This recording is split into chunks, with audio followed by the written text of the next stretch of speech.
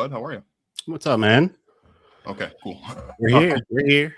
We're here. Okay, I just want to make sure my audio just went out on the intro. I have no idea what's going on. All right, Happy New Year, everybody. What's up? I am Dwayne Marcus. New year, new me.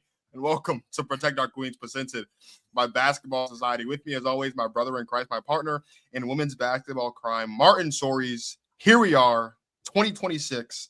I don't know about you, but I'm very excited for another full year of being two men who love women's basketball. 100%. 100%.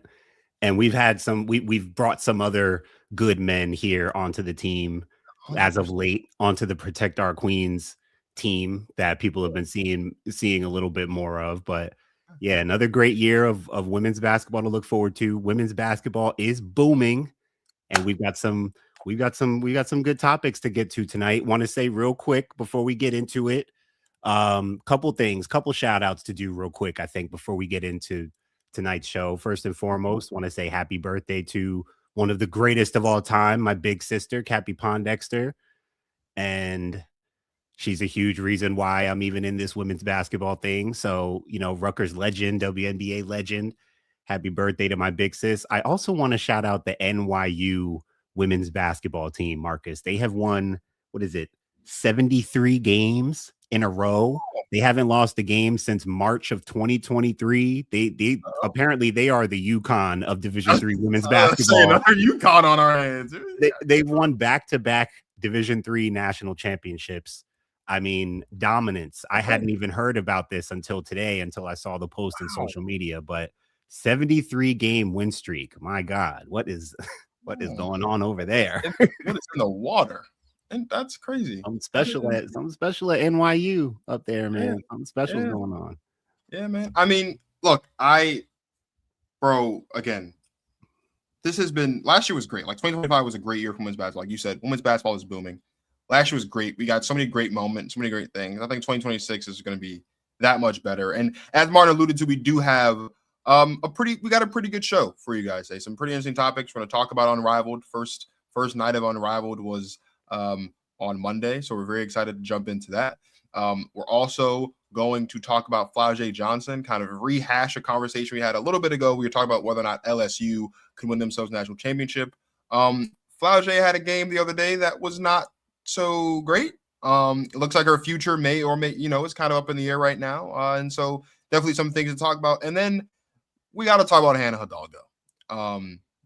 We've had her on the pod. We love talking about Hannah. We know Martin's 10 toes down. Martin is so down for Hannah. Martin did a Notre Dame in 5 video before their game against TCU in the tournament, and one of the assistant coaches on TCU's staff commented on the video. So made me regret it. Called me out and came back in retrospect after they won the game too, and doubled back on me. He did. All respect. Anytime there's something going on with Hannah, we got to talk about it, because we got to have these types of conversations. But it is a new year. This is the first official episode of Protect Our Queens for 2026.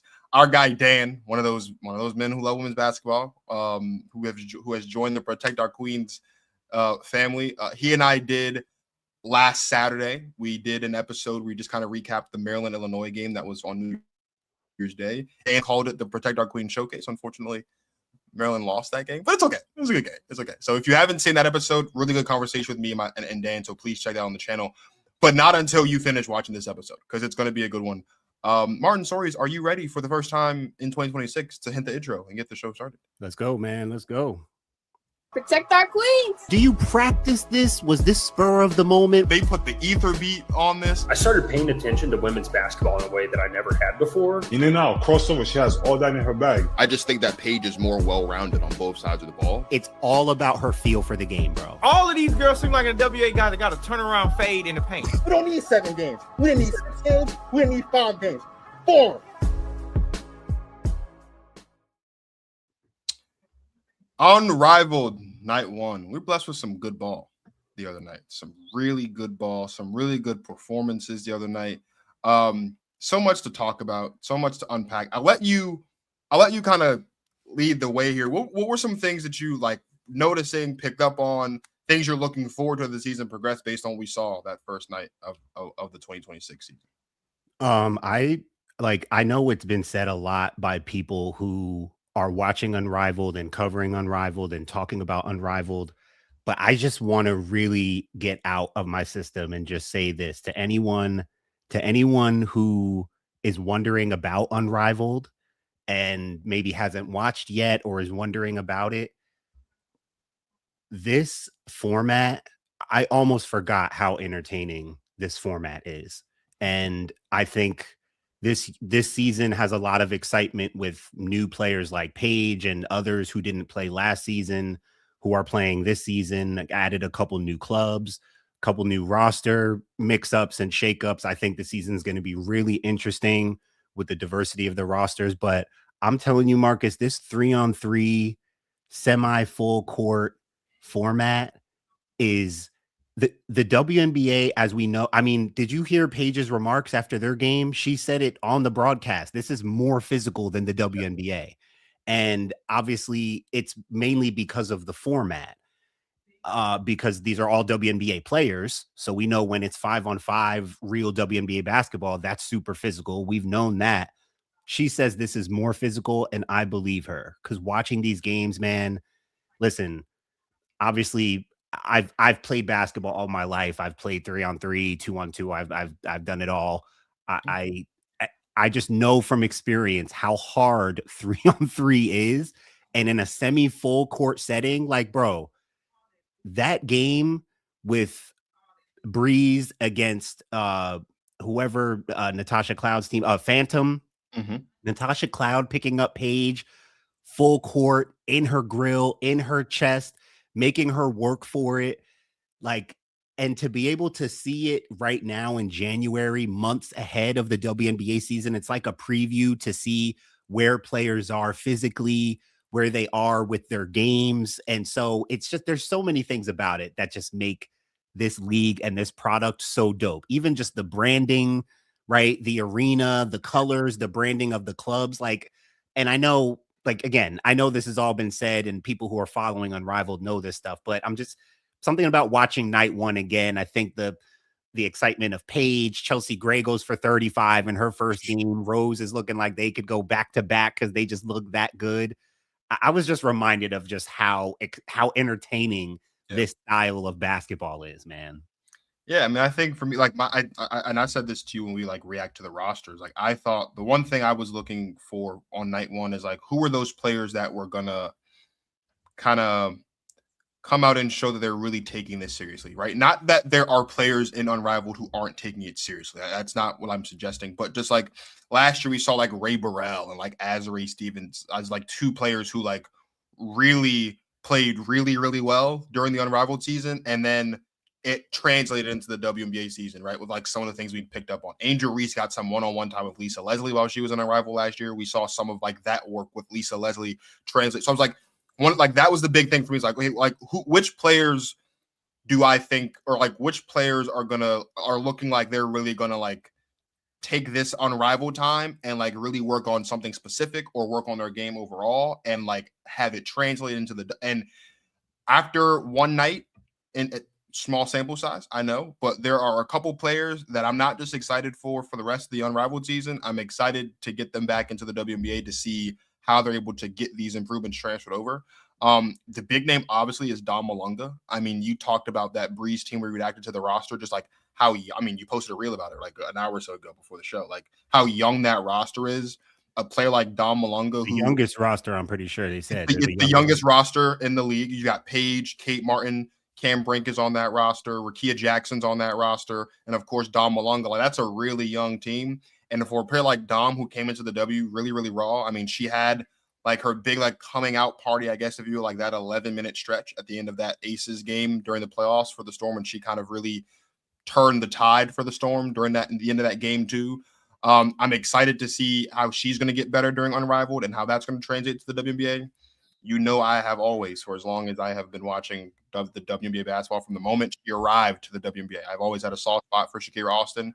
I am super duper excited to see how Shakira Austin is going to develop because, like, you and I have talked about before, like I've said, like, for as good as she is, like, as far as like what she's able to do as a player who is her size, she's like 6'6", 6'7", and she I'm doing it all every day. 6'7", and she's got, she has the ability to put the ball on the floor. She can drive, she can pull up, she can shoot, and she's playing off of Chelsea Gray. I mean, the other day she literally put a tweet out, or maybe it was a thread, and was like, "I can't believe I get to wake up every morning and play basketball with Chelsea Gray." And you and I had even went middle of the season when I was kind of unraveling, talking about who may or may not get traded from the Aces. We were kind of struggling. You had even thrown out there the possibility of Shakira being traded to the Aces. So like, it's nice to finally see Chelsea Gray and Shakira Austin on the same team. But the one player that I think, I don't know if maybe it's more so about like getting better, but the one player I think we're going to see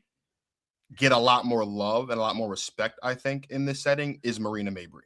Ooh, okay. You and I, we've had Chaz Frankel on the show, who is the head of player development for the Connecticut Sun, has a really close relationship with Marina, right? Worked with her when he was in Chicago, when they were both in Chicago. And both times he's come on the show, he has always had something great to say about Marina. And I know we joked about how we're less than a half of basketball into the season, and Marina Mabrey was the first one to crash out, which is so on brand for her. But the one thing I remember the most from Chaz's last time when he was on the show is you talked about how he thinks that there are, like he says all the time, there are things that Marina Mabrey can do with a basketball that there's not a lot of guards or just players in general in the WNBA can do with a basketball. And in this type of setting where it is more physical, where it is a little bit more intense than a traditional 5-on-5 setting, this is a type of setting where I think a player like Marina Mabrey is going to get a lot more love, and I think a lot more like respect and appreciation for her game and what she's able to do than she would be getting normally, right? I think a part of that just because she plays for the Connecticut Sun, and the Connecticut Sun right now are in the middle of a rebuild, so they're not like it's not like people are watching Connecticut Sun basketball. But in this type of environment, a player like Marina Mabrey, she almost had a triple double. Like people talk about the crash out because it was funny and it was so on brand for her, but she had like 22, 8, and 7 or something like that. Like she almost had a triple double on the first night of the season. Like she's really good, and I think a lot of people are going to, not that there aren't already Marina Mabrey fans out there, obviously, but I think a lot more people are gonna kind of become a little bit more familiar with what she's capable of, and I think I'm excited to see kind of how the conversations around Marina Mabrey like kind of continue to progress over the course of the season, because she's good. She's really good. And I think most people have known that, but like I think more people are gonna come to that realization as the season progresses. She's definitely like a hooper's hooper, and that's why like individually you like her skill set in this setting is amazing, and that's part of what I'll add that to what I was saying earlier. In a 3-on-3 setting, bro, you just can't, you hear a lot of people say it. And it's like, again, unless you've really played 3-on-3, you don't really get how like true and daunting this is. You cannot hide. You can't hide on offense, and you can't hide on defense. If you can't score, and score one-on-one, because there's only so many actions you can run, right? Screens and cut. There's only so much you can do. Eventually you're basically, there's a lot of one-on-one matchups in this, right? Like you get a lot of baskets in transition. Your conditioning, like, bro, this is a league where you are going to get in shape. I just think there's so many benefits and advantages to this format for the players and for fans. But I think the only thing about Marina though, with what you're saying, is that like Lunar Owls I think they're going to have a down season with no fee there. That's the only thing. So I don't think they're going to get. I think that's why good for Marina. I think that's good for Marina, because there's no fee. Like, I think she'll cook, but I just think there's not. They won't. They're not going to be playing like in the final like they were last year. I just think they're going to have a down season, so she may not get as much love as she could if she were on a better team. I'm looking at more teams, bro. I don't really have I think there's so many players that I'm going to be watching for and want to see how they're playing, but I'm more fascinated by the teams. You talked about Shakira Austin getting to play with Chelsea Gray. I heard during the Mist game that Breanna Stewart has said like she never has played with the players on her team. They have Alicia Gray now.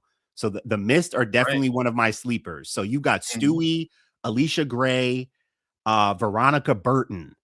That's that. And then guess who's off the bench? Enrique.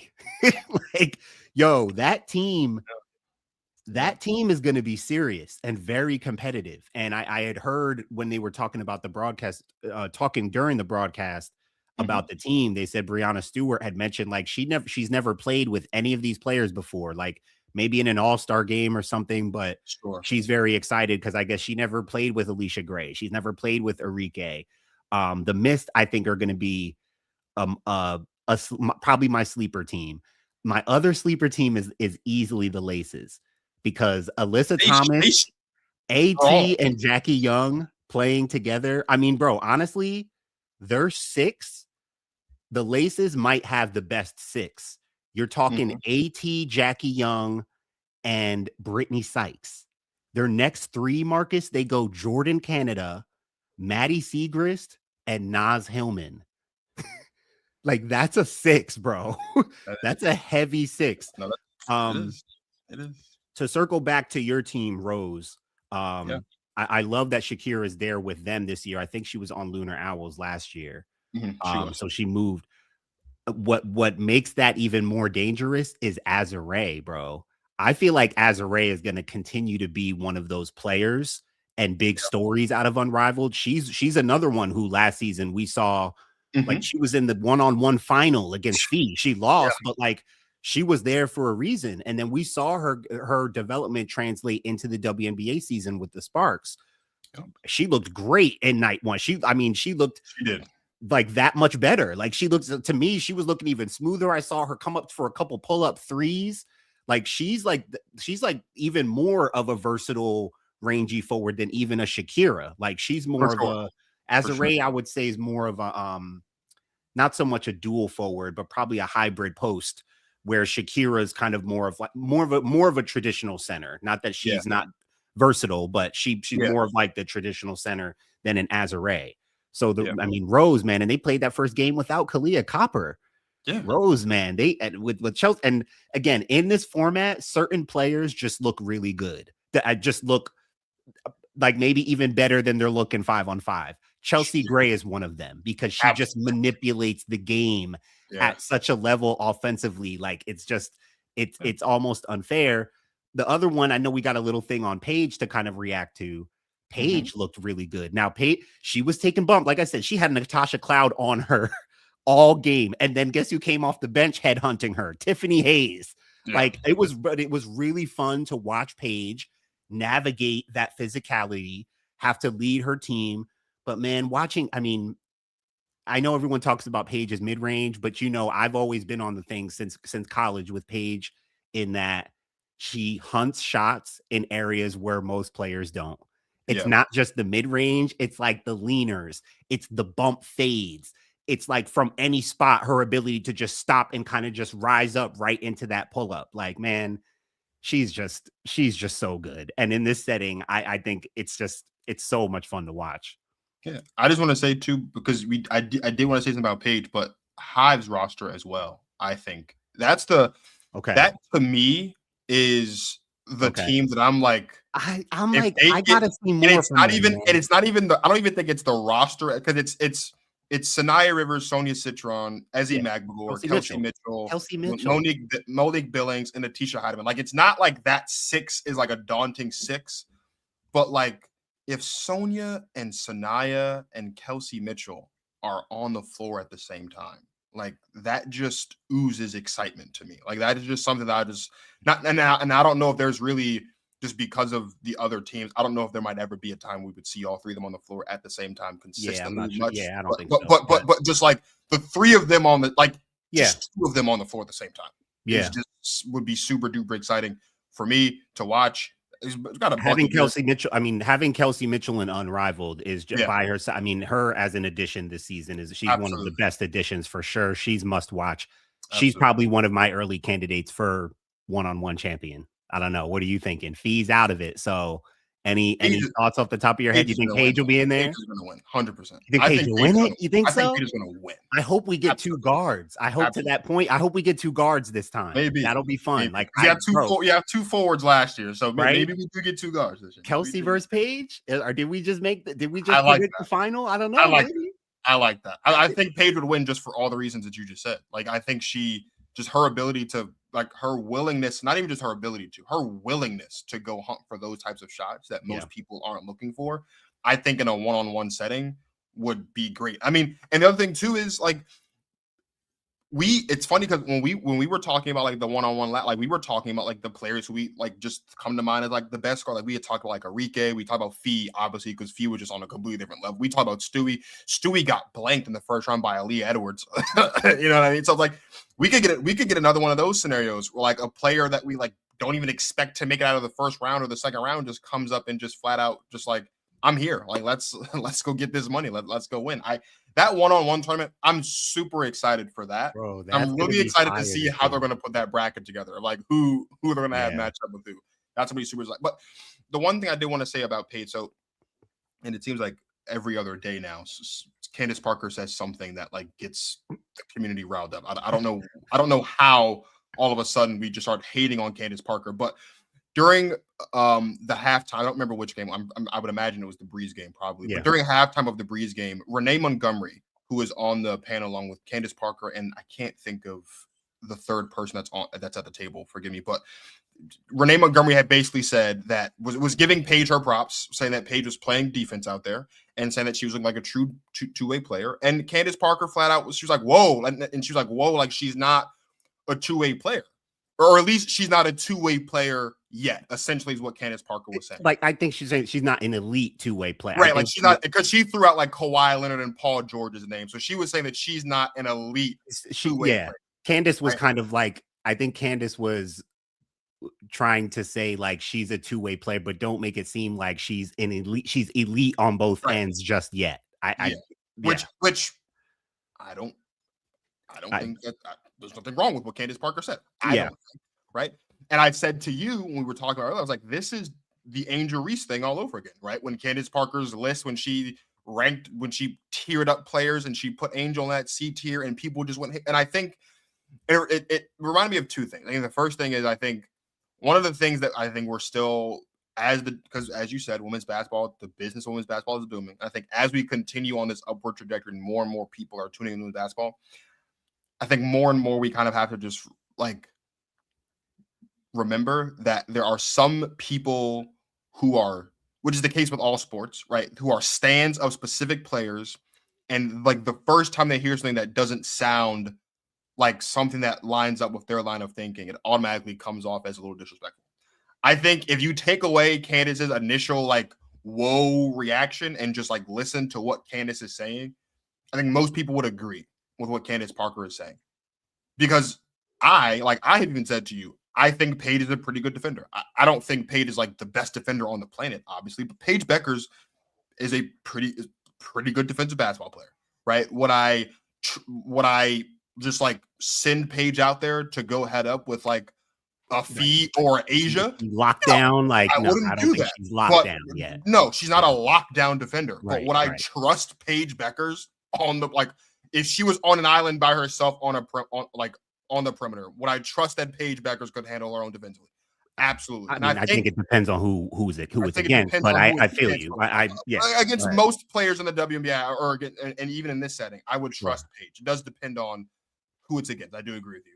And I really think that's all that Candace Parker was kind of alluding to, is that yes, she's a good defensive player. I agree. But let's not talk about Paige like she is in the conversation as like the creme de la creme when it comes to two-way players. I think that's kind of where we're at. And it's not to say that she can't get there, because I think she can get there. I think anyway, she has all like the tools and the ability necessarily to potentially be in that conversation, but she's not there right now.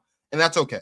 And I just kind of thought that was such like an interest, like the way that conversation just kind of developed, and this notion that Candace Parker now all of a sudden is like just a hater of women's basketball, or like a specific, not all of a sudden, but it was interesting to see all of that unfold on Threads. Yeah, you're right. It's similar to the Angel thing, but there's different context here, because you have a UConn Gino thing going on. So I got it.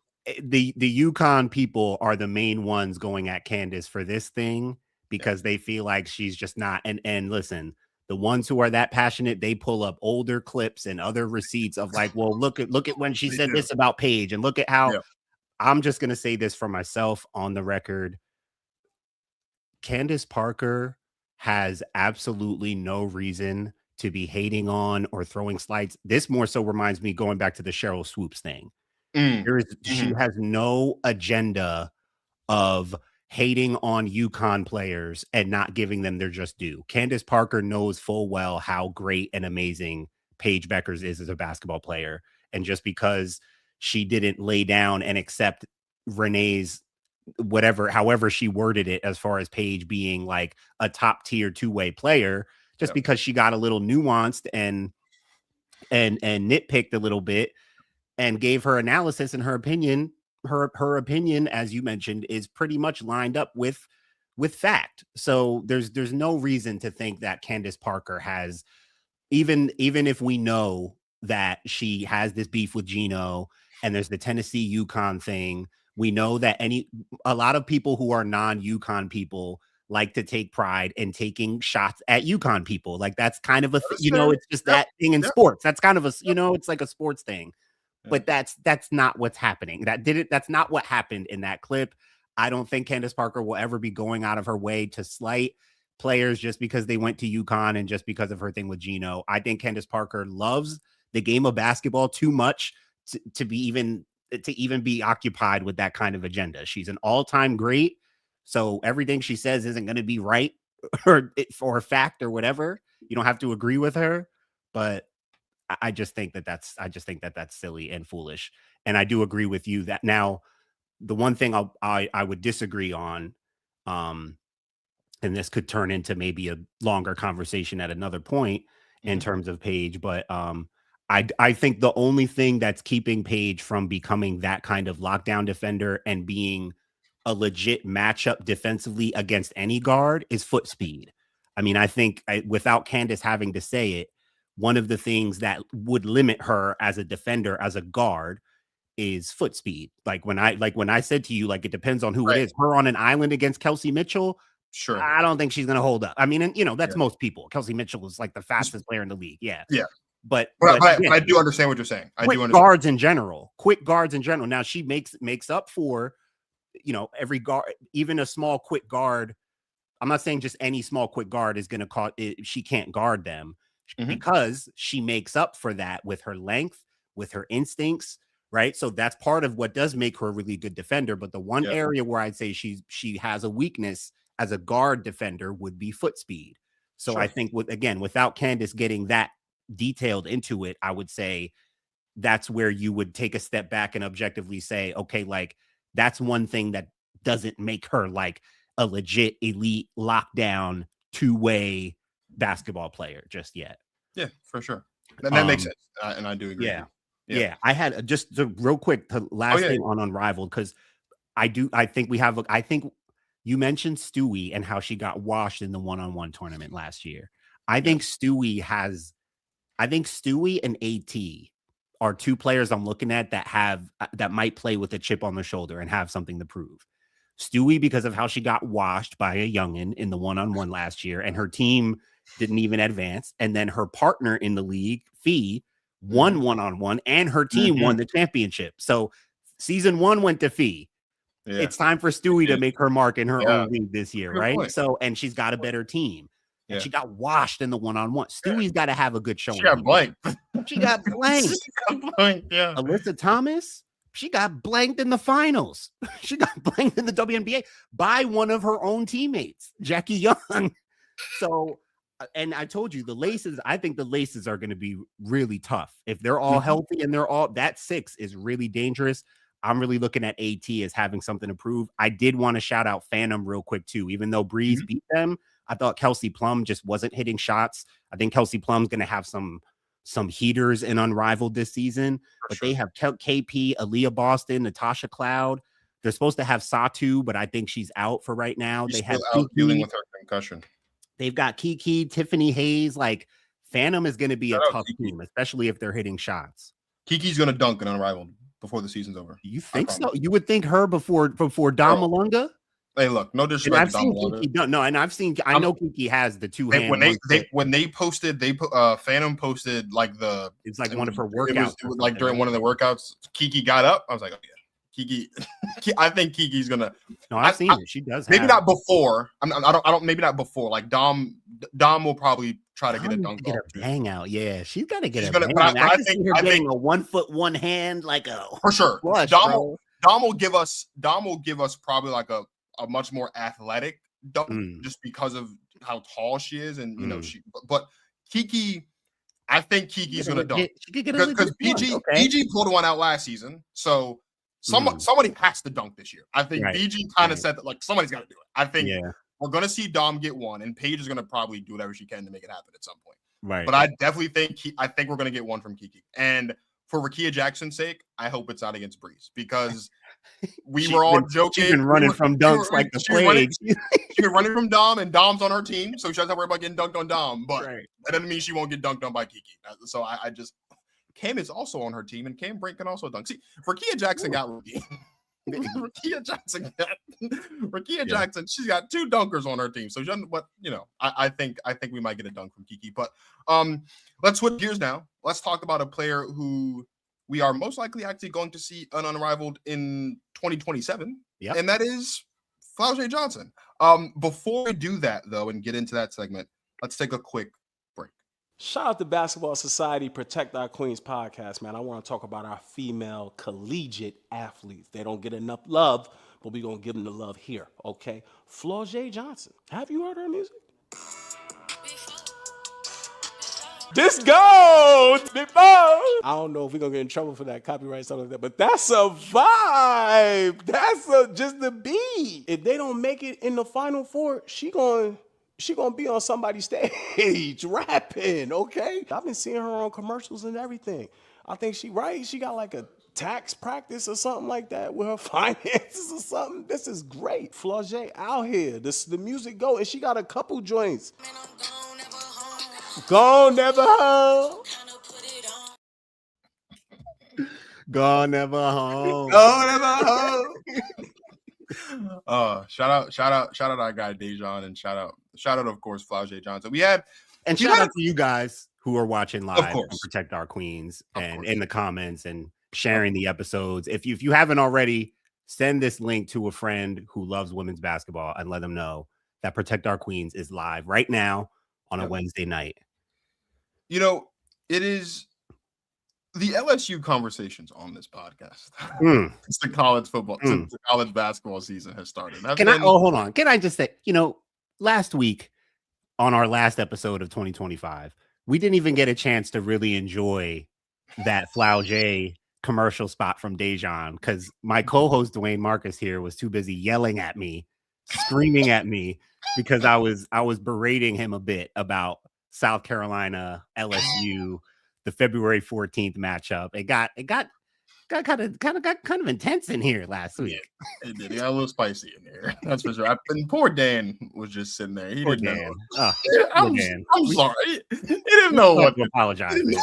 That was he didn't know what to think. God, jeez.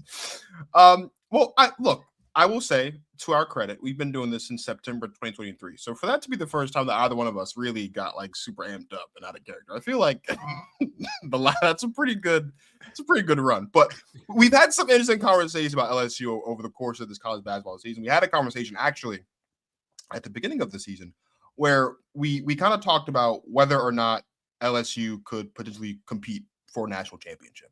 Or win a national championship, right? And in fact, on that last episode of 2025 last week, after I blew up, we had a conversation about who our breakout players for 2026 was, and Martin said he thinks Flau'jae Johnson actually could be a breakout player in 2026. I do think 2026 can be the year for Flau'jae. I think next year with Flau'jae going into the draft, right? Her transition to WNBA, she's already a star in terms of off the court, rapping. She's already got a major brand and stuff. So that stuff's established. That's why I think her going to the W next year, and it's predicated on if LSU can make a deep run. So Flau'jae's name will kind of, boom a little bit more. People know about her, but like if LSU goes on deep run, she's a top 5 draft pick. She's right. Like it could be the year of Flau'jae. That could be possible, I think. 2026 may very well be the year. She don't get this ankle right. But this ankle, man, So, Flau'jae Flau'jae Johnson's had an interesting couple weeks also. So Flau'jae had a really big performance against Duke, and she was really, really amped up. And it turned out that the reason why she was so motivated in that game against Duke is because apparently she was holding a grudge against Carl Lawson, who was the head coach of Duke, because she didn't get as many minutes as she would have liked to get during her Team USA experience. Kim Mulkey did mention that after the game. Well, a couple games after that, I think maybe their very next game, they played Vanderbilt, led by Michaela Blakes, who we had on the show, like our third or fourth guest on the show. Michaela had a great game, as she tends to have. It seems like every time she steps on a basketball court, she's having a great game. One of the best guards in the country, easily. Absolutely. Easily one of the best guards in the country. Flau'jae didn't score a point in that game. Now, that may or may not be because she's dealing with an ankle injury, but score a point. And the last bit of that is that Michaela Blakes was the player that Carl Lawson chose to play more over Flau'jae. So it all ties back to that. So the question now becomes, given conversations and not to kind of put it all on you, because I also have acknowledged that I think LSU is a championship contending team this year, but do you think Flau'jae is capable of leading LSU to a national championship this season based on what we've seen these past couple of games from her? Not this season, but not because of her, but because I even in the same segment where we talked about if LSU could win the national title, I clearly expressed and talked about their flaws and their weaknesses and where we know that they are deficient. As exciting as I believe they are and can be, as prolific as I believe they could be if they reach what I called their peak form, their weaknesses and flaws are glaring. I mean, their front court, their inside play is not sturdy enough. I mean, I like Kate Koval. I really like Amaya Joyner for them. I really like Grace Knox for them. All pretty much undersized, except for Kate Koval. She's a legit, probably 6'4", I would say 6'3", 6'4", but they really don't have a true go-to, just powerhouse presence inside. And that really hurts them. It hurt them. I mean, they played their first two SEC games. They dropped both of them, not by a lot. I mean, both of them were close games, and both of them were against good teams. Vanderbilt's a good team. Kentucky is a good team. Yeah. So people are in the comments trying to come at me in that video, talk, oh, look at, you said that they were this and that. Bro, first of all, they're losing to good teams. First of all, we got a lot of basketball left to play. I talked about their weaknesses and flaws. I did not pick them to win the national championship. We talked about if they could win it. And so to Flau'jae, I don't think the team is set up. Now, look, I still think there's time for them to pick up their momentum. I still think the combination of her and Michaela Williams, Malaysia's had a couple of kind of spotty games these last couple games. She's got to get back into form. So it's got to be those three.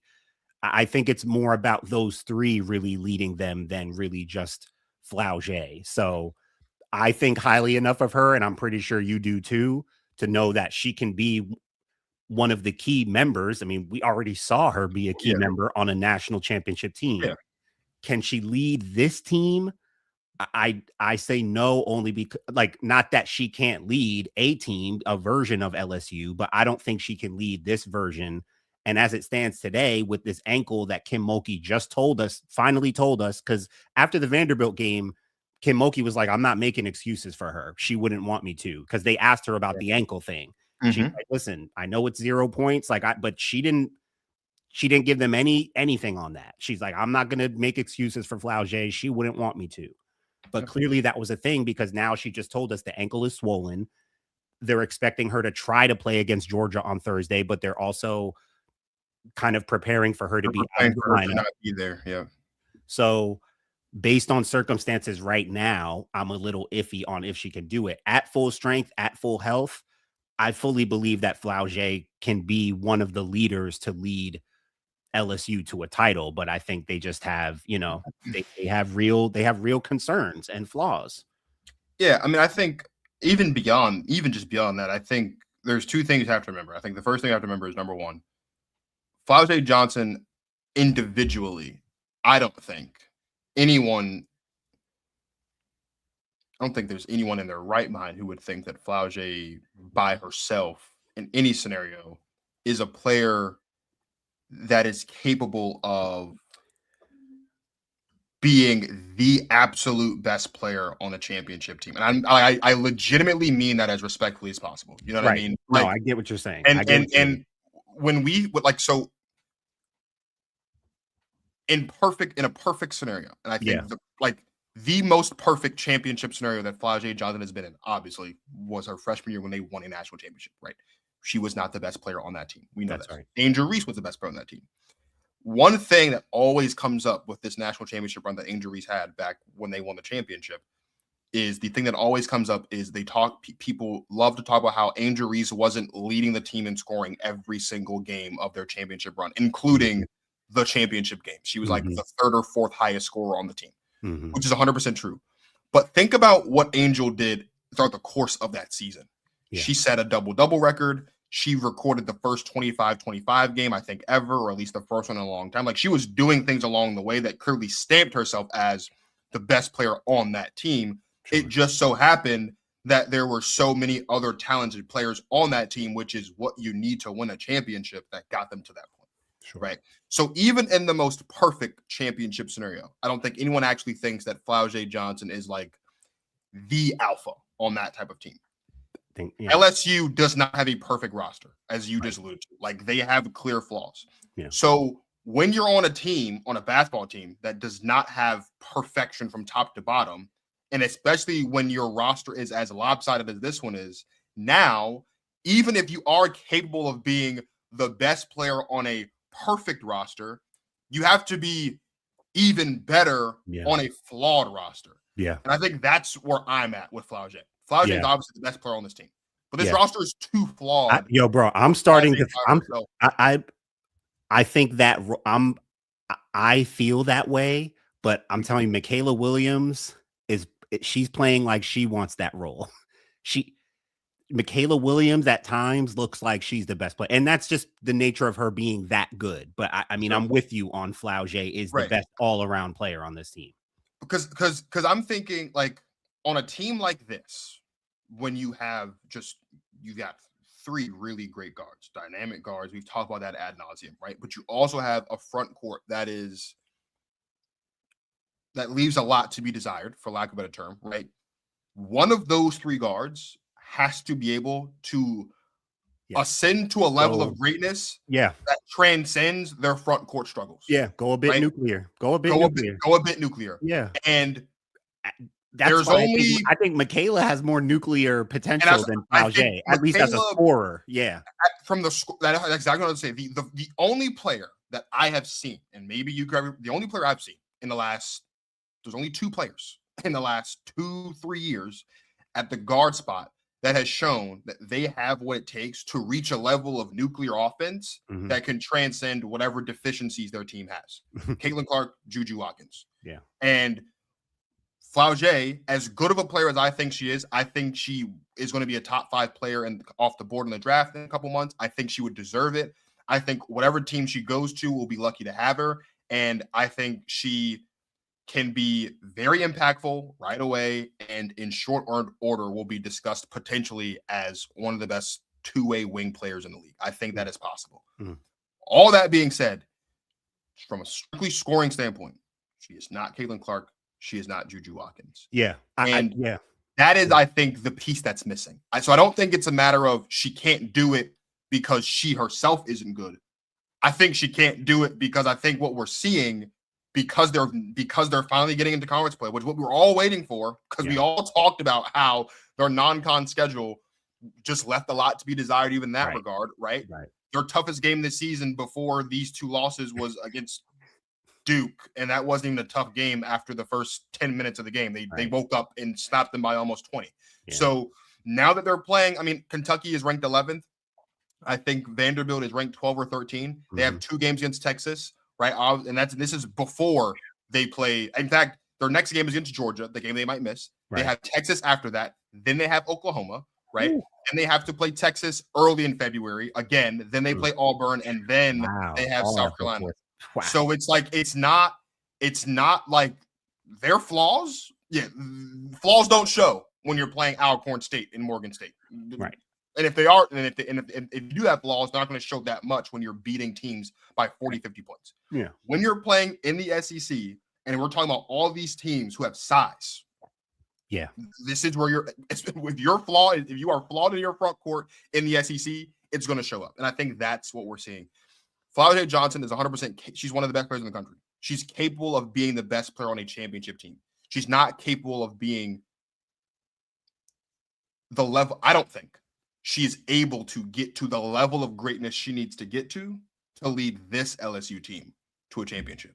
Now, if Kate Koval and their front court players, if they just tap into a different level and they just get better and their front court no longer a concern, I think that's a different conversation.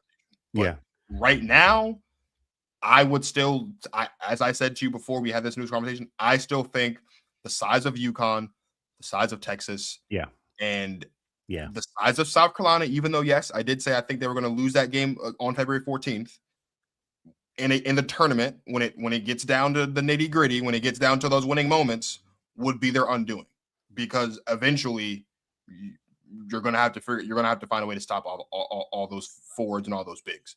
And they don't have a player that can do that yet, it seems. Yeah, I think you make a totally fair point. I do agree that we would have to see Flau'jae and or Michaela Williams and or Mylasia Fulwiley. One of them or two of them or all three. I would say at least two of them. At least two of them have to go to somewhat of a nuclear level to take this team on a real run. And when I talked about that peak form that this team should be hunting and seeking for, that peak form, what that looks like is all three of them at least humming. Like maybe they're not all three nuclear, but if all three are playing well and in rhythm, I think we saw that in the Duke game, right? Like I think and that's where I said that version of them, there aren't many teams that can just flat out say like, we can take them out. Like they're going to be a problem. That version of LSU, I think, is a problem for any team, including UConn. But I think you make the right point about Flau'jae in that she's not naturally a volume scorer right now, right? Like she is best served and defined as a Swiss Army knife, a little bit of everything, a two-way player, really good on offense, really good on defense. Yeah. And her athleticism now, I think she's really grown in her shot creating ability and her shot making ability, but it hasn't translated to her turning into this volume shooter or volume scorer that is going to take 20 plus shots and really carry them offensively as a scorer. That's still not really who she is. She's a little bit of everything type of player. So I think you make the right point there on how LSU is set up and how we should think about who Flau'jae is right now and if she has the potential to really lead this team to a title. Because leadership wise, it's got to be her and Michaela. And Flau'jae is more of the leader because she's older and she's won a national title. So it's really more on Flau'jae. But as far as that, like I said, that volume scoring component, someone who's going to go off, it's Michaela, bro. If I had to pick one out of the three to go off and go nuclear in the tournament, it's Michaela. She's different.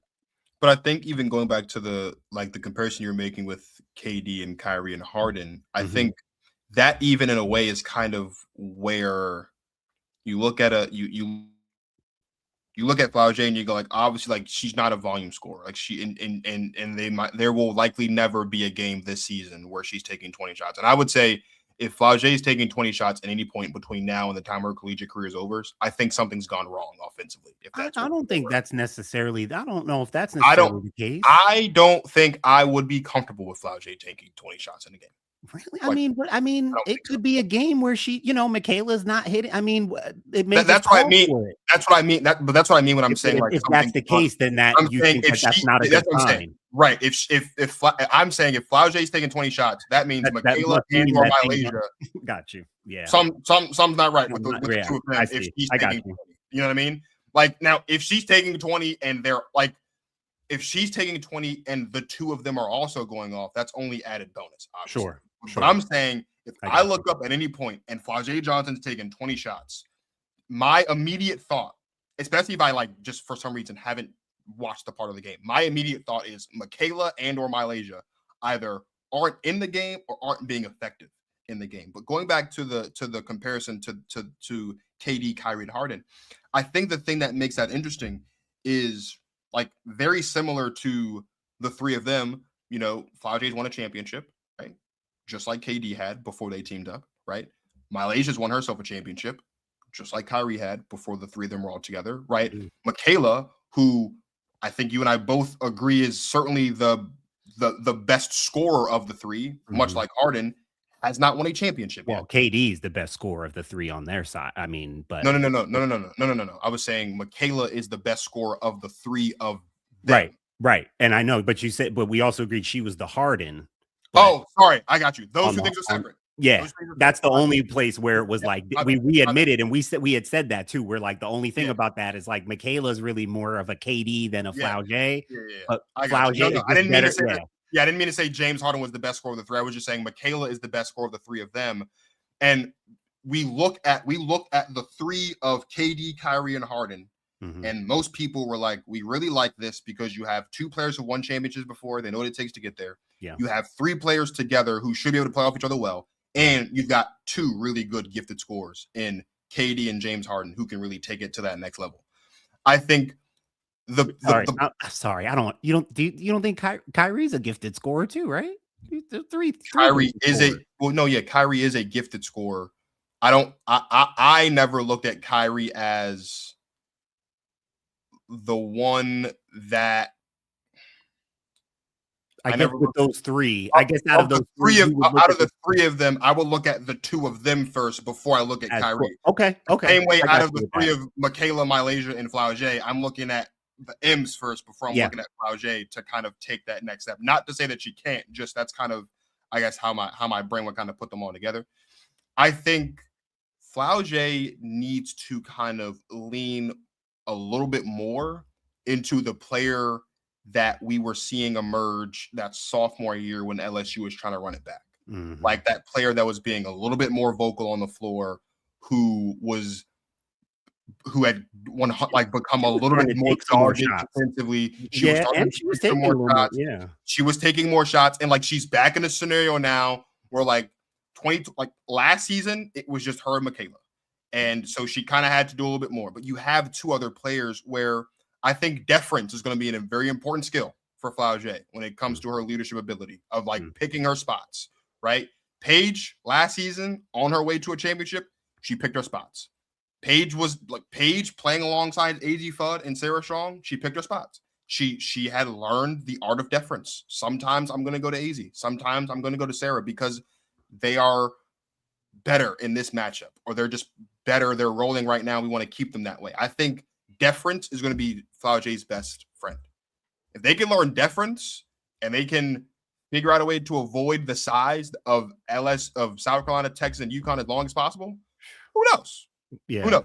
But just X's and O's matchup wise, no matter how great Flau'jae is this season, their front court is a big issue. It is the biggest issue of any team that we think could potentially win a championship this season or compete for a championship this season is LSU in their front court. I agree. I wanted to put this up real quick.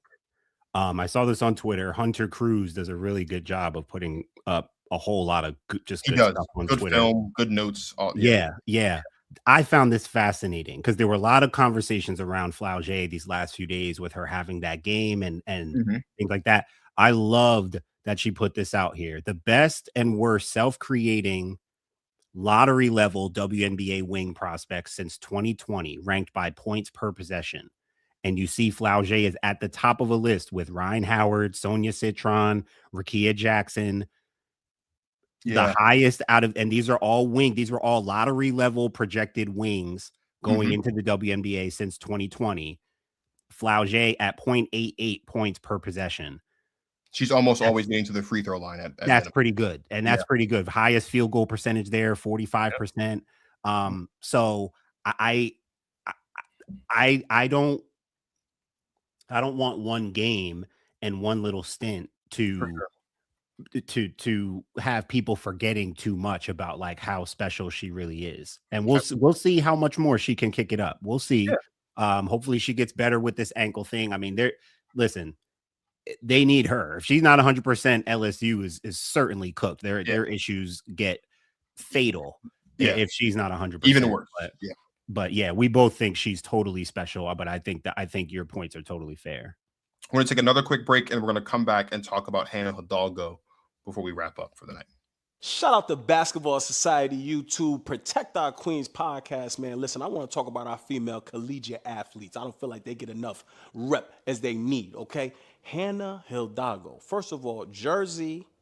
That's hoopers anyway. You already know that. Jersey. She is leading the nation right now in steals. We got to give her props. Hoop like AI a little bit, and don't bring her around your family because she be stealing. Okay, she be stealing. You lead the nation in stealing, you a thief. Shout out to Hannah Hidalgo. She holding it down. Jersey. We produce the best hoopers anyway. Jersey. No, Marcus. No. Yeah. No. Jersey. No. Love Jersey. Jersey's great. I've been. Lovely. Jersey's love. Yeah, I don't produce the best hoopers. Let's have some decorum. Okay, let's be respectful. Let's be respectful. Okay. Hey, listen, you know one of my closest friends in my 36 years of life who lives in Silver Spring, not far from you. You guys bump into each other at the train station sometimes. Yeah. I've played in his leagues before in the past. He has educated me to the T about the significance of DMV hoopers and the lineage and the reverence that should be shown. And listen, I've told people I'm pretty neck and neck between Jersey and DMV. Like knowing what I know about DMV. The other thing is that you got a little cheat code in there because the DMV counts Virginia, DC, Maryland. Well, so it's a very specific part of Virginia and Maryland. It's but still, like you guys cast a wide net with where you can claim hoopers are from, But you've got a whole state. I mean, we got to compensate. Yeah, but it's one state. You guys are going across cities and districts and states. I mean, it's just a county here and a county there. I get it. Yeah, whatever. It's all. Listen, man, Jersey. Look, we had Khalees Fisher on the show, who's freshman at UConn. That is not a DMV hooper. She's a Baltimore hooper. She belongs to Baltimore in the state. Okay, right. I do. I know that Baltimore doesn't count. But the DMV. But y'all claim Angel. Don't y'all claim Angel? She's different. Why is she different? Isn't she from Baltimore? She's different. Oh, okay. Okay. She's different. Yeah. And why she's different? She is different because she went to Maryland University for 2 years. Is that why she gets what? No, that's why I claim her as a DMV hooper anyway. That can't be. No, wait. That's why I claim her as a DMV hooper. No way. So you claim Kayleen Smichael as a DMV hooper? No, Kayleen's from Jersey. Exactly, but Angel's from Baltimore. Yeah, but she went to Maryland. Kayleen didn't go from Jersey to Maryland. She went from Jersey to Rutgers, and then she came to Maryland. Shout out Kayleen Smichael, by the way. I wish you a speedy recovery. Bro, every Maryland hooper is not a DMV. Is not a DMV Angel, product. You can't claim it. I just said it. Khalees Fisher is not a DMV product. But she doesn't play at Maryland. She don't play at Maryland. What you just said, but she doesn't play at Maryland. That's why you just said I claim Angel Reese as a DMV hooper because she played at Maryland. I claim Angel as a DMV. Yeah, and I'm talking to you. Yeah, right. I don't claim Khalees Fisher as a DMV product because she plays for UConn. The Maryland thing doesn't check. You can't claim Angel just because she played at Maryland. That's the final point. You can't. No, you can't. You actually can't. It's not. It's not possible. I don't make the rules. I don't either. There ain't no. I didn't make the rule that you can't claim a hooper as a DMV hooper just because they played at the University of Maryland. That's just a known thing. No, I didn't make the rule. It's where is the University of Maryland? Where is it? College Park, Maryland. It's DMV.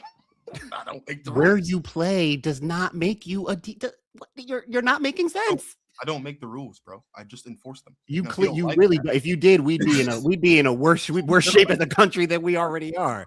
Hey, yeah, I'm saying a lot. Take that back.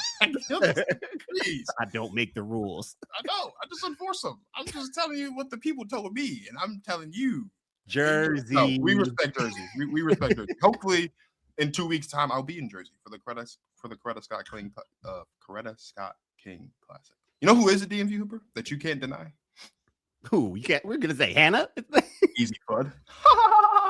She, All right. you can claim it. Yeah, she is. She absolutely is. All right, let's get back on track here. Hannah Hidalgo. If Hannah went in Maryland, I would 100% claim it. You couldn't claim her. She'd still be a Jersey. Jersey. That's hilarious. Shout out Dejan, man. I love these every time. All right.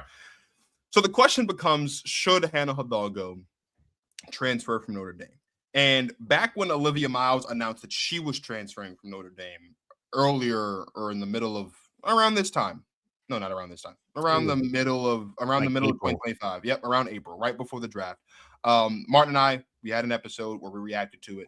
And Martin made a very interesting point as it related to Olivia transferring that may or may not apply to a potential Hannah Hidalgo transfer. The biggest surprise to me is Niele Ivey, that she is seemingly choosing to at least open to the possibility of not playing for Niele Ivey. That surprises me because I really feel like if you listen to any time they talk about each other, they had a real close relationship.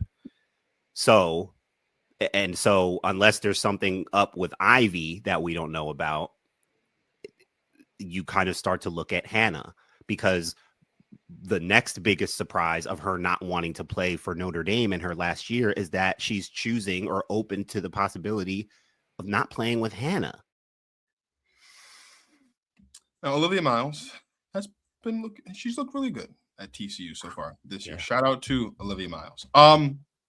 But this Hannah piece is interesting. Oops. This Hannah piece is interesting because you and I had a conversation towards the beginning of the season we were talking about obviously like who are players who could challenge Sarah Strong as best player in the country.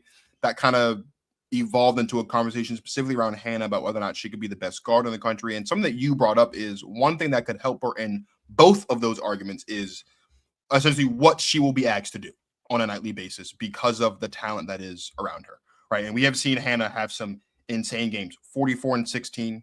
She just had a 13 steal game the other day. She just surpassed Niele Ivey last week, I think, or maybe a week and a half ago, second most steals in program history. She's got 350 of them right now. The leader is Skylar Diggins, and at the rate that Hannah Hidalgo is going, she might become the program leader before she gets out of here for the season.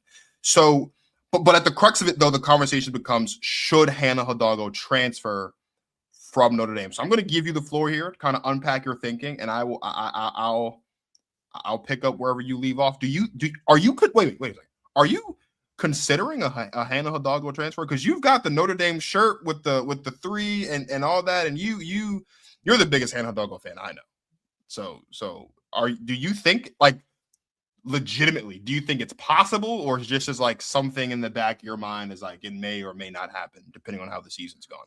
So I do know I am a fan of Hannah because I know Hannah personally. Jersey. We're here in Jersey. I've spent time with her. I know her family, love her parents, my guy Orlando and Mama Tamara.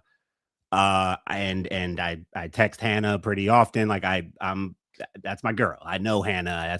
We are legit friends. Yep. And what I'm about to say is not coming from any. I haven't talked to anyone. I don't have any tips, any hints. I really don't have any intel or sense of this is just purely off of my opinion, my projections, my thoughts about what could happen, what might be possible based on what I know about Hannah. Okay. So none of this is coming from anything other than just my own thoughts and opinions based on just me knowing Hannah, not knowing anything in particular about this. I do not think that Hannah is going to transfer from Notre Dame for her senior season, because that's what we're looking at is would she transfer for her last year, essentially because of how bad things are this year. They're unranked for the first time since before she even got there in 2021. They just slipped out of the top 25, really tough losses lately. We know that the roster just isn't up to snuff. We've seen a little bit out there on Twitter, some intel out there about they were supposed to land a couple of transfers that ended up at UConn, who didn't end up at Notre Dame because of, I guess, some academic standards that they couldn't hold up to at Notre Dame or whatever. So that was a kind of piece of intel and context as to why Notre Dame's roster wasn't really looking up to snuff this season. Apparently they had other players on the line that they lost out on. Okay. But have things gotten, I don't want to say so bad, but is Hannah confident enough to finish her career at Notre Dame, regardless of what, if it's going to be another year like this? I'm sure they'll do their best to put together a much better team for next season, but there's no guarantees, right? Like, is she going to be? My understanding is that just on loyalty, I think Hannah is super loyal to Niele Ivey. I thought Olivia Miles was, and she got up out of there too. But I know that Hannah really has that relationship with Niele where I think she's totally loyal to her, maybe more so even than Notre Dame. I know there are some question marks around Niele Ivey and like her performance and things. So I don't know if that's going to come up as a thing of, we haven't checked any comments tonight, Marcus. Once we fit, we haven't seen even the comments tonight. Let's see what people had to say about Flau'jae and Unrivaled and stuff.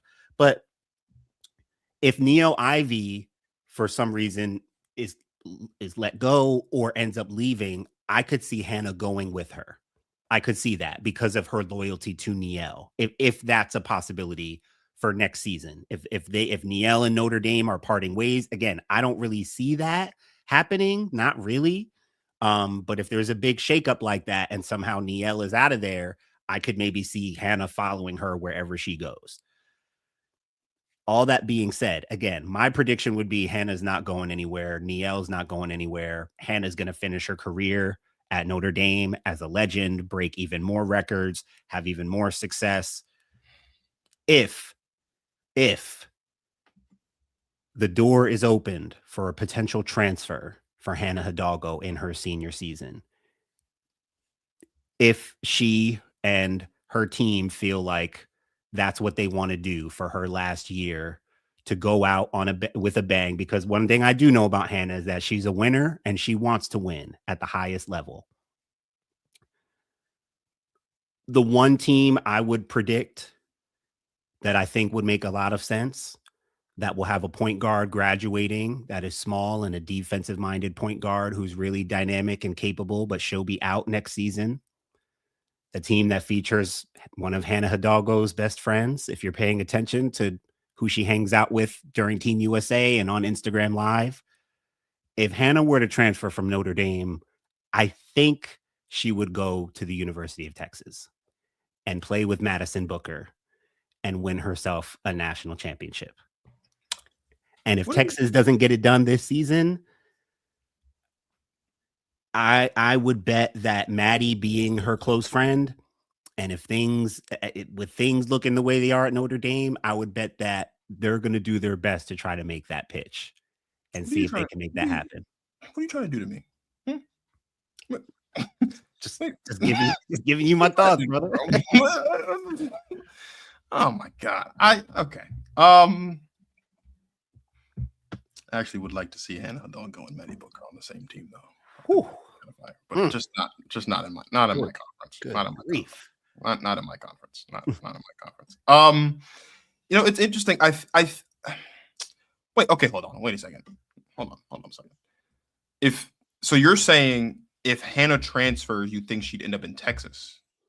That would be my prediction. I have a couple other thoughts. Even if Niele Ivey gets fired or gets let go or decides to leave, you think she would still go to Texas? No. I think she would choose Niele over now, unless Niele is going to like New Hampshire or something, like, you know what I mean? And that's where I think it'd be tough, because it's not like Niele's going to go to South Carolina or, I don't know. Like, I don't know where she would end up. I'm sure she'd end up at a good program, but I think it would depend on that. I think she would want to try to go with Niele wherever she goes, as long as it's appropriate for her.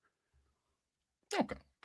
But if it's not, then I feel like Texas. I feel like Texas is the kind of destination that would interest her.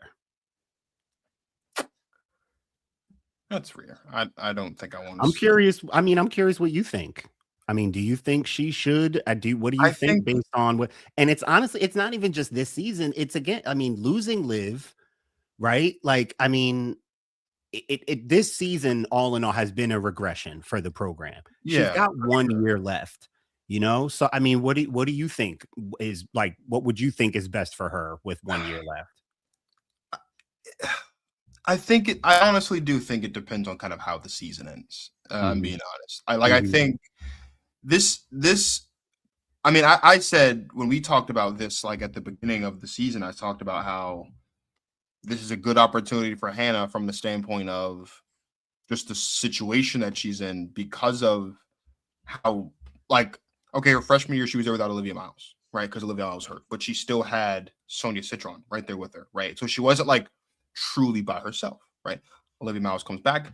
They had a really strong start to the season. They were one of the better teams in the country for most of the season, had the big win against USC, right? I think they beat UConn again or something like that, or had a very tight loss to UConn, but I think they beat UConn. And it just kind of all unraveled at the end, right? And then Liv is like, all right, well, instead of going to the WNBA draft and instead of coming back, I'm going to go to TCU.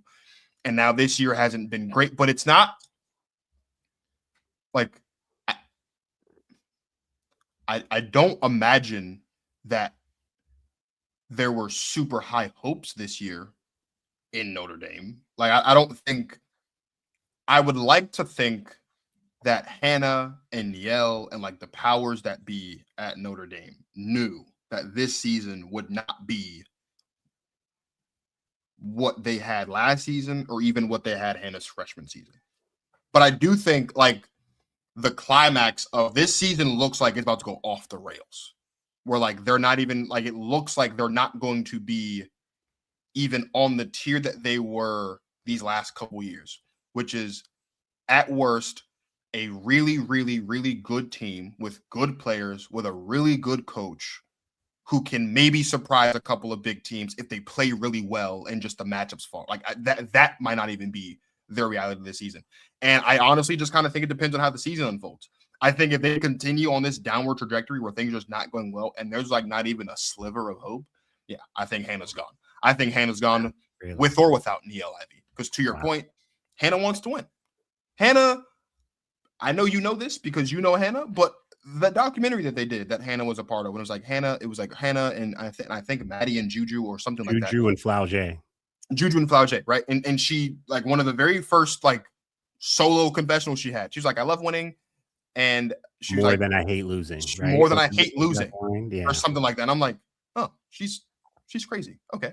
And then she did another thing before that where she had said one of her favorite things about playing basketball is like making her opponents uncomfortable. I was like, oh, like she's really crazy. Like she's a different level of crazy in like a good way. Like she wants to win. And I think despite like her leaving Notre Dame won't undo her being a Notre Dame. Like she's already a program legend. You know what I mean? Like I won't undo that. Sure.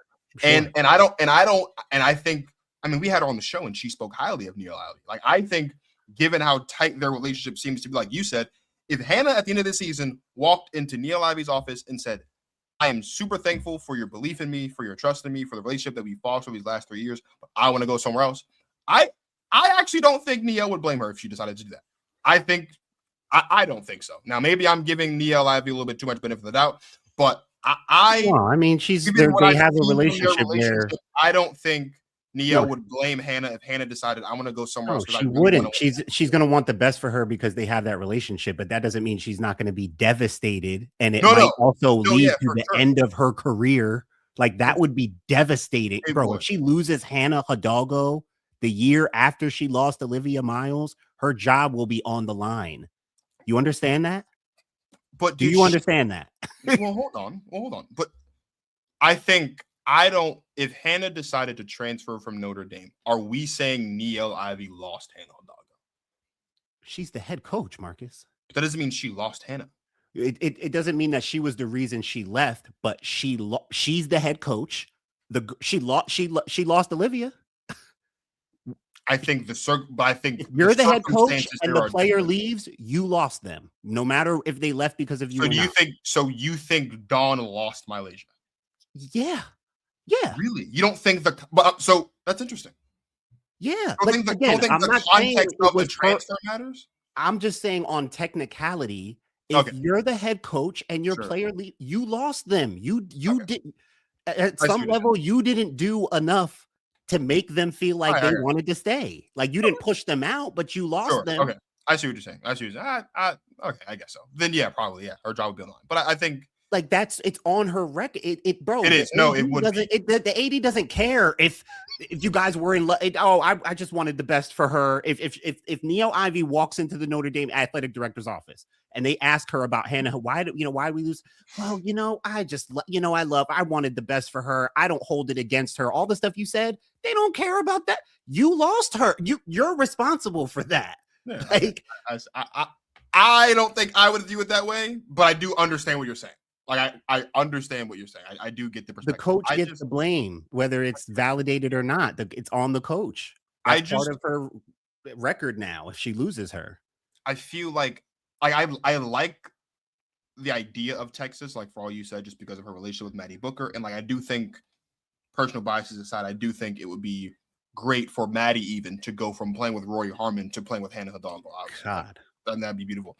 I just feel like if Hannah were to transfer, I want to know what any other teams you might be thinking of. That's what I was going to say. Like if Hannah were to transfer, I feel like Hannah would probably transfer somewhere similar situation to how Liv transferred. Like not a team that is very obviously a national championship contender. Okay. But still a team where she can go be her. Like I don't be like a Tennessee. Like a Tennessee. I would be interested. I'd be interested to see Hannah Hidalgo and Audi Crooks on the same team. I don't know. Okay, let's get spicy. I feel not brand wise, because like Iowa State obviously isn't Notre Dame, but tier wise over the past couple of years, I think tier wise they're kind of in the same weight class. Ooh, roughly. Let's get spicy. I like that. I would like to see Hannah, like if she were to transfer and she didn't go to Texas, I think Hannah and Audi Crooks would be really, really interesting. Stay in the Midwest. I mean, that's it's a similar area. You know what I mean? It's a similar. I like that thinking. Very interesting. It's I like that thinking. But the other part of it, you said, is also like well, what if Nia Ivy gets let go? And then the conversation becomes, well, what type of teams are looking like would want a coach like Nia Ivy? Like you would have to be thinking about a team that is kind of similar to why Hannah would leave, a team that's on the cusp of winning a national championship potentially, who thinks they could bring in Nia Ivy and get them over the hump.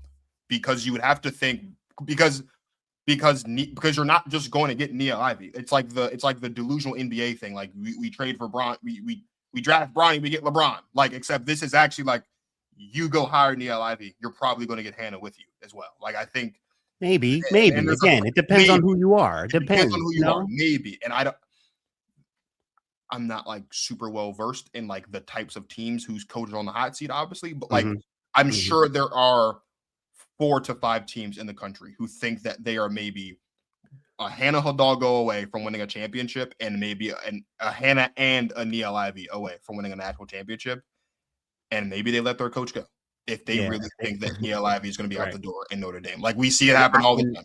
Yeah, but I think I hear your point, because like if it's a package deal, I'm sure programs will consider. I don't know if there's enough programs that would consider Nia Ivy that caliber of a coach. Like when you say like take us to a national championship, has she won a national championship as a head coach yet? No, but I don't think like I could see her going to like a Michigan State or a program that's Power 5 but hasn't made a whole lot of noise, and she can take them from not making a lot of noise to being a contender in the conference. She hasn't proven to be a coach that takes you over the hump and become a national championship contender. That I don't think that's how she's viewed as a coach. I think I want to make sure I say this correctly, because I don't want to mess it up or insult anybody. But I think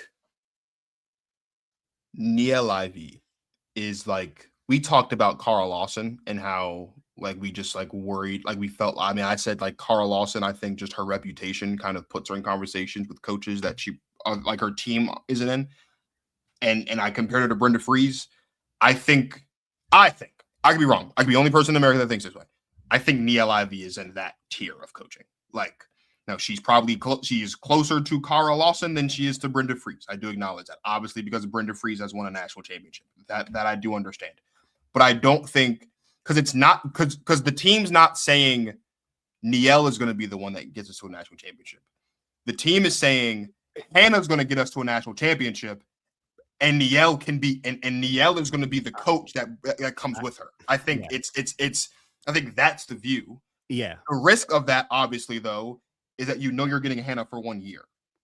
So, like, committing to Niel long term for 1 year of Hannah not is exactly risky. realistic. So it would require, number one, the utmost confidence that you get the both of them and you win a championship that season. Yeah. And also, you can continue to build the program beyond that year. You want Niel to be your head coach, even beyond. You want her to be your head coach moving forward, whether or not you do win that national championship in that 1 year rental of Hannah. I think that, so like to that point, I do understand your point. Like maybe it is going to be like a team like a Michigan State or, you know, a team that just was good and hasn't been lately, or a team that's kind of been meddling in the middle and kind of want to get them up to this next like level. what if NC State, you know, what if NC State wants to starts new after Westmore and get some younger, right? Something different, like, you know, and Neil, you know, like that's the kind of maybe it's like a Kenny Brooks type situation, like how he leaves Virginia Tech, he's going to Kentucky, he's bringing players with him to kind of jumpstart the program and kind of take them to that next level. Like, and man, even as I say NC State, Hannah and Zoe Brooks, Jersey girls, played against each other in high school. That could be a cool link up. I think there would only be a few programs that are worthy of Hannah. That, like, if we're talking about this Niel and Hannah potential, you know, package deal, there's only I don't know how many programs that are like worthy of Hannah, like a Texas, that are also, you know, either don't have their head coach that have a head coaching vacancy, or that would be like, yeah, we'll fire our head coach just to get Niel Ivey, just to get Hannah. Like, I don't know if it's that deep. There is a program in the country won't fire their head coach. Head coach is too good. Head coach is top 5, top 7 in the country. Won't fire the head coach. But there is a program in the country that could greatly use the services of Hannah Hidalgo, despite all the lovely things I have said about their young freshman point guard. I think I would like to see Maryland pick up the phone and call Hannah Hidalgo. Well, you know what? They've been very active in the transfer portal. I think at the very least they would, if Hannah, if the news, well, the entire country, Hannah Hidalgo's in the transfer portal, obviously the entire country would call for Hannah. But Mike Brown will be calling for Hannah Hidalgo. I mean, God, if that ticker comes across the team, Hannah Hidalgo's in the transfer portal. Everybody in the mom is going to be calling. ADs and coaches would get fired if the program found out that they at least didn't. They gotta try to get on the phone. They got to. The lovely Hidalgo family. I just, I think, but I do get your point. Like it does. You are asking a lot. You are asking a lot of a program to go after Hannah if the perception is it's Hannah and Niel together. Like if it's just Hannah, that certainly cuts the real, like the likelihood of teams, I think, almost down to like 2 or 3. But if it's the both of them, it opens it up a bit. But you're asking for a lot of long-term commitment for a program when, and again, I'm not saying this to say that Niel is a bad coach, just saying Hannah Hidalgo is one of the best players in the country. Yeah. And if they're both available, your best chance of getting Hannah would be to also hire her as your head coach. You have to kind of figure out a way to balance it too. I don't see that fully as the case. Like I know if you're competing, if you think Texas is the most likely option, we're competing with Texas. Yeah, I should probably bring her head coach with me. That's what I'm saying. But I mean, if you like Vic Schaefer, you have no reason to think that you have to like compromise your current head coach that you like just to have a chance to get Hannah. Like, I don't think like we're talking about this Niel Hannah package deal as a one of several possibilities, and I think it's probably the least likely. But I'm just saying, in that likelihood, I think unless they are making it known that we are a package, you know what I mean? Like it would have to be very deliberate. I do get that. I was just saying more so from the perspective of, let's say Texas is the place, like that is the place that makes the most sense for all the reasons you mentioned. They're not firing Vic Schaefer for Niel Ivey, right? So so just go after Hannah. What I'm saying is exactly. So, but what I'm saying is, if you're a program that does not have a player like Maddie Booker or a last couple of years, like Texas, where like you are clearly have been one of the best teams in the country for as long as Hannah has existed in college, right? And I think their perception would be our best shot at getting and stealing her away from a team like Texas would be to also hire Neil Ivey to be our head coach, because we know that they have a strong collective. That's more so what I was getting. I got you. Yeah. And my thing has been like, if it's a team, and if it's a team like Michigan State, it's off the table because Hannah's not going to Michigan State. That was my point, is that it's more likely that they have to separate because Neil Ivey's market is a lot different than Hannah's market. And there's probably there's any overlap. I said there's probably only a few that are worthy of Hannah, that qualified to pick up Hannah Hidalgo, and that would also be in line to be like, we'll hire Neil. We want Neil as an improvement of what we have. I got you. It would have to be like, we are worthy of Hannah existing and donning our colors, but we also feel that that Neil Ivey would be a better head coach than who we have currently. I got you. It's probably a very small lid where that could even be possible. It's going to be interesting, bro. If it's going to be, I think this is going to be really interesting because I think Hannah and Niele might end up having conversations. Maybe, I don't think they're going anywhere. I started my take by saying I don't either. Prediction is that they both stay at Notre Dame for the foreseeable future. But if again, this season it's starting to get rocky. We're starting to, they're starting to reveal who they really are, and we knew they were shorthanded.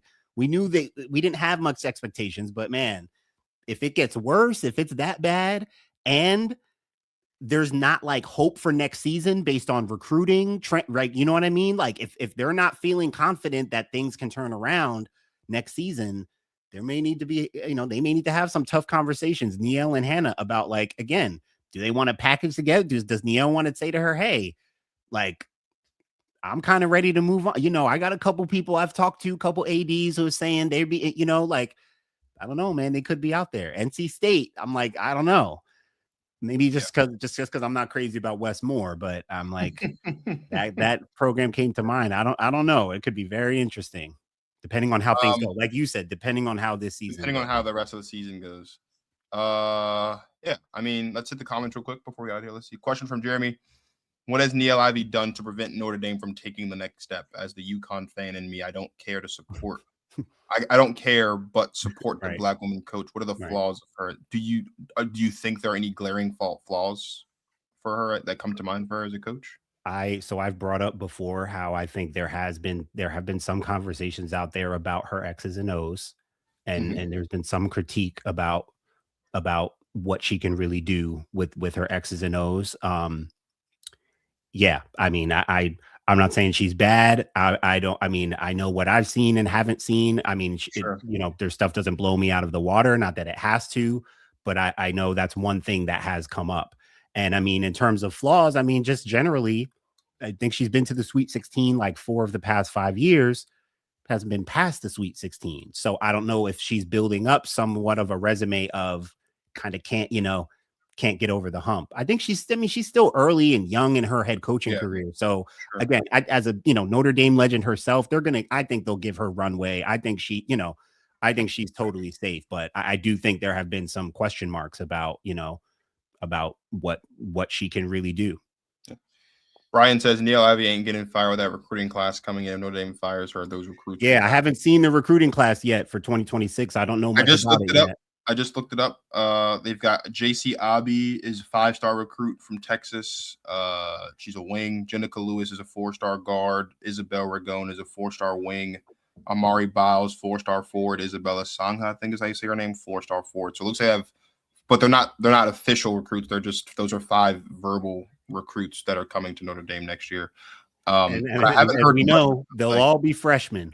So unless 1 or 2 of them are absolutely special. Yeah. Right. Like this is Hannah's senior year. You're talking about her meshing with some new freshmen coming in. I mean, again, there's no guarantee unless one of these players is like, let me know in the comment. Let me know if you know about any of this recruiting class. Yeah. Don't just tell me what it's ranked or what, unless you know who these players are and what they can do. I got to see it. I got to see it first. And what I said to you before about if Hannah decides she wants to transfer, I don't think Niele would get fired right away. after next season, they probably let her go because next season, whatever the recruiting class is, next season will be probably a dud, right? Like, and if it is, they'd like, again, after losing Liv, if she were to lose Hannah, they're not right. Like, it would just feel like a regression where I'm not saying it's guaranteed, but I would predict that her job might be on the line at that point. Yeah, and I think that's a fair assessment. I think that's a fair assessment to make. We appreciate you guys for tapping in with us on the first episode, the first live episode of 2026. It is always a pleasure to talk women's basketball with my guy, Martin Soares, who, of course, is the founder of Basketball Study. Please make sure that you are subscribed to the channel so you don't miss any future episodes. We have tomorrow an amazing interview that's going to be done on our platform that will come out not long after it's recorded. Our guy, Dan Thompson, is going to have the head coach of Illinois' women's basketball team, Shauna Green, on for a quick interview. Dan has been doing incredible work with Illinois women's basketball since the season has started. He has been gracious enough to do that coverage with us and with Protect Our Queens, in conjunction with Protect Our Queens and Basketball Society, and he has landed this interview thanks to all of his hard work. So if you are a fan of Big Ten women's basketball, if you are a fan of Illinois women's basketball, or if you are just a fan of women's college basketball and you want to learn more, or just listen to a good head coach in Shauna Green, have a good conversation with a good guy who loves women's basketball, then make sure you stay tuned and keep your eyes peeled for the official release of that interview, because I already know it's going to be a good one. So make sure you're subscribed to the channel so you don't miss it, and turn on the notification bells. Follow us up on all the socials. Follow Dan on all his socials at dr.thompson so you don't miss it, because I'm sure it's going to be great. Until then, for my guy, Martin Soares of Basketball Society, this is Marcus of the Protect Our Queens podcast signing off. Thank you guys for watching. And as always, you enjoy yourselves some women's basketball.